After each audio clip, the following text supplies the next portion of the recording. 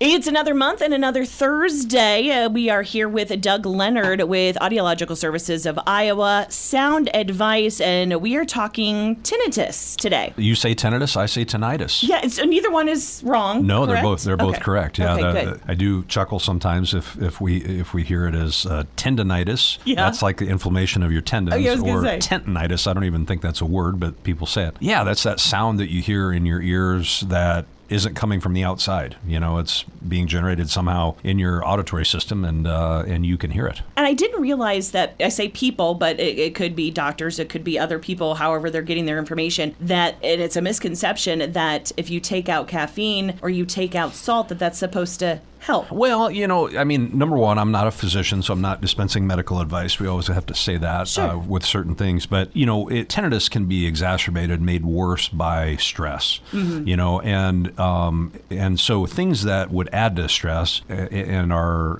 excitatory response could influence tinnitus. If people have noise in their ears all the time and they're going through a stressful time in their life, it's certainly going to get louder. So there's a common thought that, you know, if you're taking caffeine, which makes us excited, or other things, substances sometimes will make it worse. It's actually, you know, they've done some studies about that. And for some of us, myself especially, taking away my caffeine would probably make me more stressed than adding it and having my tinnitus be louder. So, you know, there's no hard, fast rule for that. I mean, the ultimate thing is whatever's causing the tinnitus, if you can try to reduce that, you're going to reduce people's annoyance by it. You had an article that you sent. It says, what I really took away from it was what helps my nervous system feel calm and regulated. And that stood out to me because if the coffee does help you, if not worrying about your diet helps you, then really where do you stand on that? You obviously keep continuing doing what you're doing. Right, absolutely. And of course, you know, whatever your physician is recommending is what you need to be doing. But there's, you know, there are some things that are kind of tossed around sometimes that don't actually prove out to be correct. So,